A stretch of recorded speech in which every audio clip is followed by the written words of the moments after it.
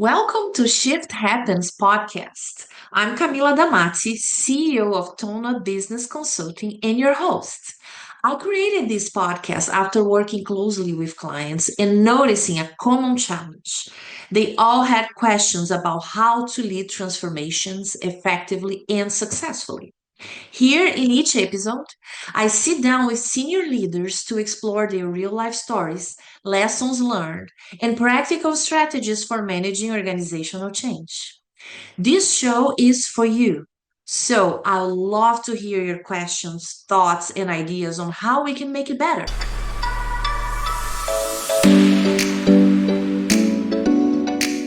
Hello, everyone, and welcome to Shift Happens podcast.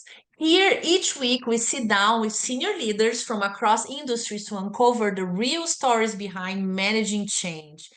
From breakthrough wins to tough lessons learned, we dive deep into what it really takes to lead through uncertainty. So, whether you're a leader going through transformation or just love a good story about disruption, strategy, and resilience, you are in the right place because when shift happens, great leaders rise. Before we dive into the show, here's a quick word from our sponsor. Are you a leader navigating constant change and your team is looking to you for answers you don't have yet? The Change Leader program is here to help. At Tona Business, we work with leaders to turn chaos into clarity, retain your best people, and lead through disruption without losing trust, momentum, or your own sanity. So if you're facing restructuring, AI shifts, disengagement, or just need your people to rally behind you again, let's talk. Reach out or head over to tonabusiness.com to find out more. All right, on to the show right now. Today, we welcome Steve Matas, President of Advanced Clinical, with a proven track record in driving growth and transformation across sales organizations. With deep experience in technology, clinical, and scientific consulting, Steve has led high performing teams through both turnaround and high growth environments. Known for his innovative hands on approach, he brings expertise in strategic planning, national account development, and customer loyalty. Get ready to dive into real world insights on leadership, growth, and navigating change. Welcome, Steve, to Shift Happens podcast. Thank you for having me. I'm excited to talk today. Awesome. So, Steve, um, sorry. So, Steve, tell us about yourself, your experience, and your current role. I'm been in the consulting and outsourcing business for about 30 years. Started my career mostly in technology, and then about a little less than a decade ago, moved into the clinical research industry. My current role is in a clinical research organization, and so yeah, we've been expanding the company over the last 8 years. We've grown about 4 times, 4.5 times, as far as the size of our revenue. And we've also taken the company global over the last 6 years. Mm-hmm. When I first got to Advanced Clinical, we were predominantly a US-based company. And so now we're operating in about 55 countries or so. So a lot of change management goes along with that transition. But yeah, it's been a really fun experience and learned a ton. Wow. You've grown 4 times, plus you're present in 55 countries. Yes, I think adjustments, resilience, it's the name of the game for sure, right? A lot of learning. You Yes, gotta be able to get knocked down and get back up and try to find a path forward and overcome a lot of obstacles. absolutely. So as we think about that, what are the major challenges and learnings that you've had so far driving changes in organizations? Good question. I think what's interesting is, most of my early career was mostly US based. I did some global work, but not a ton. And Mm-hmm. so it all comes down to people. And what I mean by that is as you go and start working globally, you start realizing there's a lot of different customs and traditions and just communication styles, the way people operate outside of the US Mm-hmm. that is different than here in the US. Mm-hmm. But at the end of the day, it all comes back to how you're communicating with people. And so once you understand their kind of cultural norms, and you can understand how to motivate and how to create awareness about a change or understand people's desires and acknowledge their needs as you're going through change, that's Mm-hmm. really critical. And so you're kind of learning two things, right? You're learning all the different cultural differences and diversities while you're also trying to help people understand why you're making the change, why it values them, what's in it for them, and really build that vision of the future Mm-hmm. so that you can continue to communicate through the change and make sure that everybody's on board and there's positive outcome, right? Yes, I love what you're saying about the different cultures, and I can tell myself as my experience, half of my career in the US. It's interesting sometimes, especially when there are sensitive conversations, right?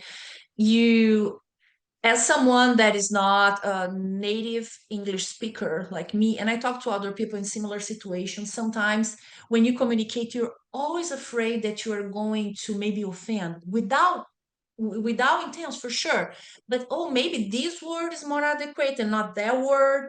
So with that sense and that understanding, it's so important to have leaders working very close to the team to overcome any barrier of the language in this communication, right? Um, in my experience, that has been very important. Yeah, I just recently learned a lesson. Um, we have a team in Japan. And Hmm. so, you know, traditionally we would get on a call here and we'd have a conversation about what was going to happen in a project or whatever work we were going to Hmm. do. And it's not uncommon for me to write up a summary of that conversation and then send it to the people on the team to say, hey, here's what we all agreed. Here's what's going to happen. Here's the next steps. Who's going to own what? What I Uh-huh. learned is Japanese actually take offense to that. Oh, okay. I didn't know that, really. Yeah, because they feel like you've already decided, right? The call was the decision point. Everybody got off the call and you knew your responsibilities and everybody had agreed on it. And so by sending an email as kind of a follow-up, it's actually a sign of distrust. Like you don't trust that they're going to actually do what you all agreed on the call. And so I Oh, would have okay. never known that, right? And so that's just a common practice in the US, I think, where Yeah. after a call you send a summary of it, right? But in their culture, it's a sign of you don't trust that they're actually going to do what you've agreed to do. So that was an Oh, interesting learning. So that's just one small example, right? And one cultural difference. And so uh-huh. until you know that, you end up making a lot of unintended mistakes, right? As you're going through conversations, change, projects, whatever it is. It's kind of, you know, and you're learning, I feel like for me, I'm learning it over and over and over, right? Because I can, Eastern European are going to be different than people in the UK and people in different parts of the world, right? South America, so on and so forth. So it's, to your point, you have to always be trying to figure out, okay, how does this fit? Or how am I coming off? Or am I using the right words? Or am I using the right terms? Am I, Hmm. behaving the right way, whatever it is? Well, in that case, or maybe any other example where there was this cultural difference that you figure out after doing something. So what do you do? What is the learning? How do you mitigate that? I think the more you can talk early on, right? I mean, some of it you're going to do by trial and error. You're just going to make a mistake and then you have to ask for forgiveness and, oh, I didn't Mm, know, help me understand. But I think the more you can ask questions up front about, help me understand, how do you typically communicate or how does a meeting typically work in your environment? And, just the more questions you can ask up front to understand. I think there's hmm. a saying I really like that seek first to understand before being understood. And so I try to practice that with people is like trying to really understand them before I expect any understanding of what I'm doing or saying. Yes, yes, that's a very good advice. Yes, thank you. Yes, especially I mean 55 countries. Wow, it's a lot of differences to manage and to really understand. But I think being close to the team, communicating right, and asking for feedback and seek first, as you said, they are key for the success. And then people, I think when people see the goodwill from the other side, things can go much smoother, right? Yeah. Yeah. Yeah. I mean, we're all learning, right? Yes, So absolutely. as long as you have that posture, I think it goes a long way. Yes, I agree. So, and thinking about the biggest challenge you faced during your career, that involved change, transformation, would you be able to share a little bit about a story around that?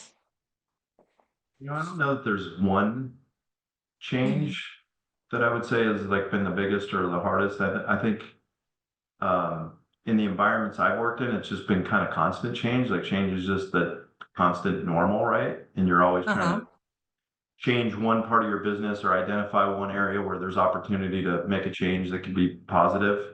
You're Mm-hmm. always trying changes. Some of them work well and some maybe not so good.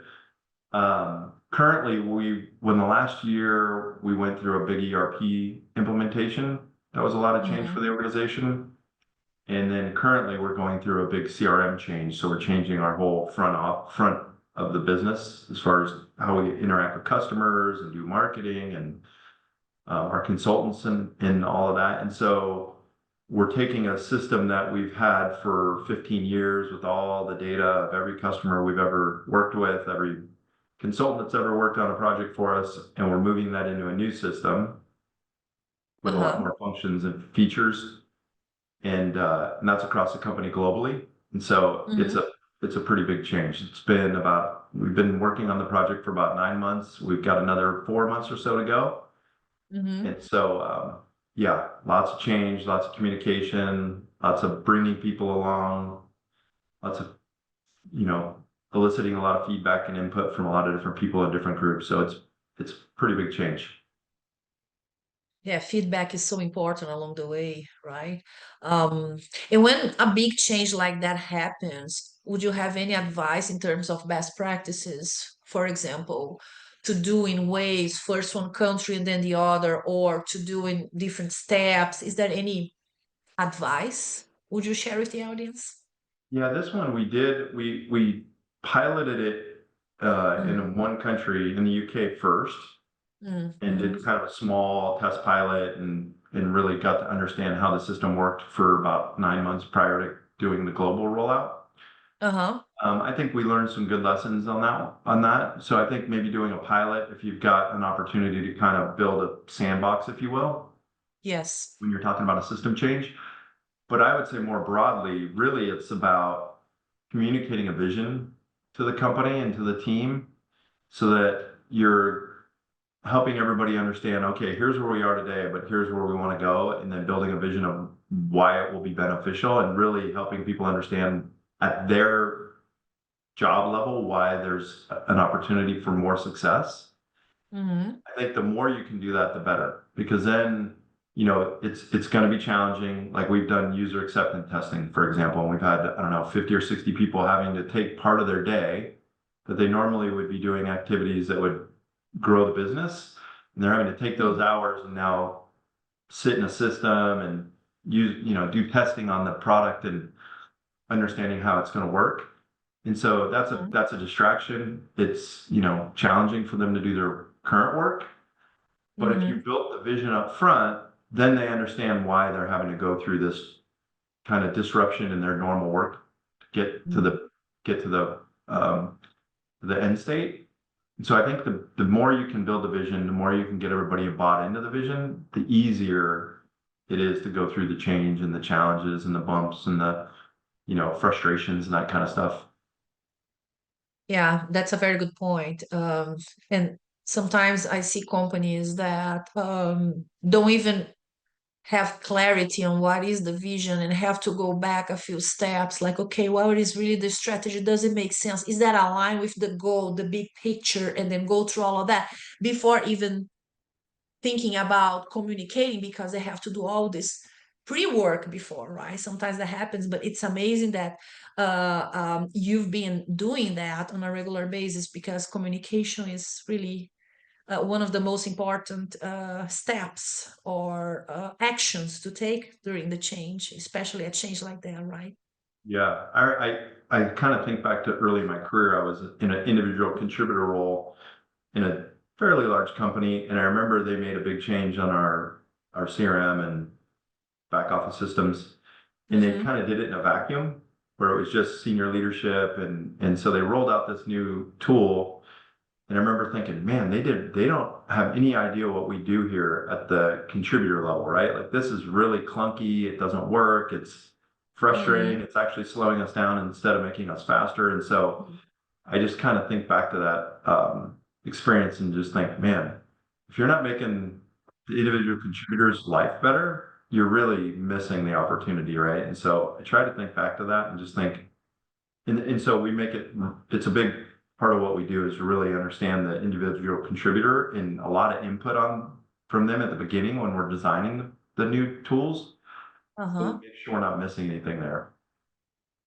Yes, it's so important. It looks like it was a learning for you back on those times, right? It's okay, what to not do, right? Because sometimes we learn what to not do with experiences that were not really the most pleasant experiences, right?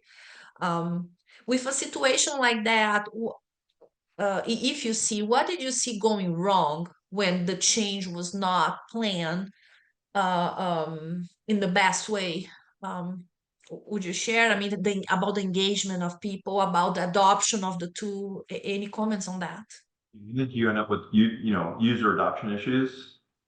You end up with people creating workarounds, and then you don't actually get the benefit out of the tool, right? And so Mm-hmm. when you're talking about like a CRM or I'll just talk about the CRM project because it's kind of what I'm living today. But you Mm-hmm. know, one of the main things you want is data in the system so that you can start measuring and forecasting and doing all these things to plan for your business and business growth. And if you Mm-hmm. have people not adopting it, not working in it, then you're not going to gather any of that data, right? You're not going to be able to have any insights in the future. And Mm-hmm. so, if you make it really hard, they're not going to use it. They're going to have workarounds and things outside of your system, and then you're just going to have a lot of challenges down the road. And then as like we're going through this system change, but then our goal is to start adding on some more functionality around reporting and business intelligence and AI and other things. And so data clarity, data cleanliness is really critical. Yeah. And so, getting everybody adopted on the system is going to be critical for that to actually be productive. Yes. Yes. Makes sense.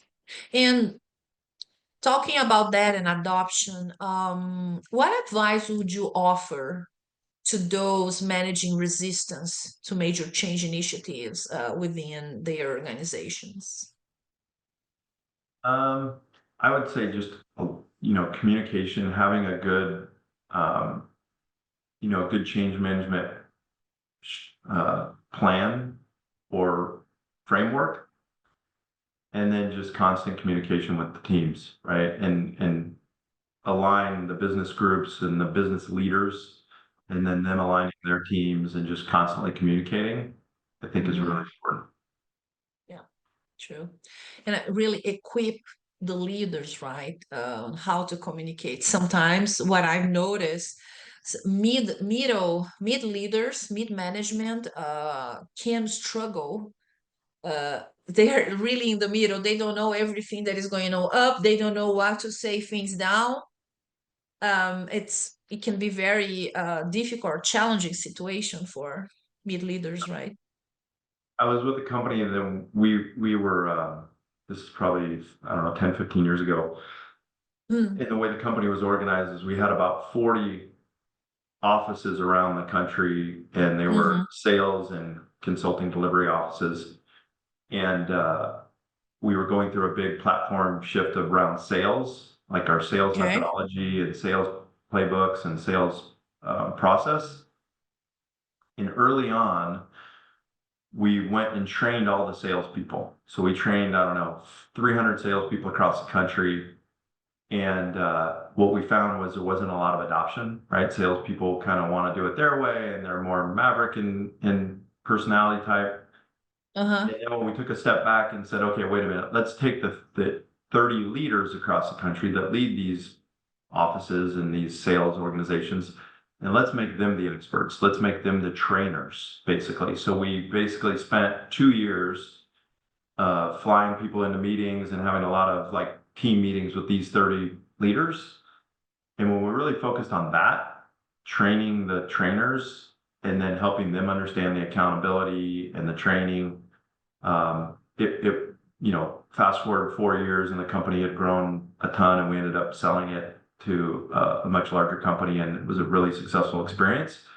Mm-hmm. But trying to train 300 people or trying to train 30 trainers was a huge learning, right? Like because the other thing is that the 300 salespeople come back to their work and the leader isn't trained as well as they are, and they don't have any reinforcement. And True. so Mm-hmm. really focusing on training the leaders turned out to be a much better strategy than training all the doers, if you will. Uh-huh. Yeah, it makes a lot of sense and reinforces the advice that we give about the leaders to be ready to respond questions, to, I mean, really understand everything that is going on about the change and processes and be there for the people. Yeah, that's a great example. Thank you for sharing, Steve. Yeah. All right, so considering your vision, just shifting gears a little bit now, yeah, your vision for your company or for you in the next 5 years, what do you think is it going to take for you to get there? Um, I would say getting some of these large platform technology things finished being built, having a new ERP and a front of our business system and CRM and whatnot will be really critical. And then I would just say more tech adoption around like AI is going to be really, really critical. Um, Um, mm, that's moving faster than I think anybody could have expected. And it's being more disruptive, not only to us, but also our customers. And then even our partners that we use. Because when we're running clinical trials, we have a lot of partners at the site where the doctors are that are administering the therapies, right? And so there's just a lot of tools being introduced to the market. There's a lot of processes that are changing. And so I think for us to continue to grow and be competitive, it's uh-huh. going to be really adopting all that technology and change. Yes, and as you mentioned about the partners, what I thought is, okay, that is probably another side of this change involving partners, not only internally, right? That somehow you need to be intentional to engage and update on what makes sense, right, Steve? Yeah. I would say in the last year and a half, I have probably sat through more tech demos and more partner demos than I had in the past 5 years. And it seems like every day I get introduced. I was on a call late last week and with a partner, and they introduced me to two more AI startups that had these tools that were going to be, disruptive to our industry and Mm-hmm. potentially really helpful, right? And so I have two more demos this week that I learned about last week. And so it's like nonstop, Uh-huh. um, innovation that's happening that if, we're trying to stay on top of, but it's really moving very fast. Mm-hmm. Very fast pace for sure. Yeah. Yes. So, my last question to wrap up our conversation today. If you could summarize in a few words the secret of your success, what would you say? Man, that's hard. Um, I would say kind of two words, people and communication. I've always tried to measure myself on how successful the people that I work around are. Hmm. And so this might sound a little corny, but I find it really exciting and kind of rewarding when I have somebody that maybe I hired and over the course of 3, 4, 5 years, their successes continue to grow both personally and professionally. So, right, Mm-hmm. I'm thinking of two examples since I got here 8 years Mm-hmm. ago. Right out of the gate, I hired two salespeople. Now both of them are sales leaders. And in that process, they've not only been much more successful in their career, but they both got married, they have kids, they've got built families, they've bought houses. And so for me, that's really rewarding to watch people grow both personally and professionally. And so I think if you can focus on those things first, the business stuff just works itself out, right? If you're focused on how Mhm. your people are growing and are they thriving both professionally and personally, I think the rest of it just works itself out. Yeah, that's key. I think it's so satisfying when you see people growing and you know that a little bit of that journey was somehow influenced by you, or somehow you helped or you supported. I think it makes us happy, really. Like, and the company, yeah, things will be figured out once the people side will be figured out, right? Yeah. I mean, the business stuff works itself out, but at the end of the day, right, we're all gonna end this journey and hopefully if you've done a great job, you're gonna have a lot of really great relationships, right? You're gonna have a lot of people that you're close to, that you have great, friendships and lifelong relationships with. So, if I'm focused on anything, it's that first. Yes, yes, I'm 100% with you. Thank you so much. Well, thank you. I really appreciate your time today, Steve. I'm pretty sure the audience will love this episode. A lot of things to take. I made a big summary here, and we are going to have more details on the show notes. Appreciate your time again because shift happens and we need to be ready for it. Thank you so much. You all have a great day. Thank you.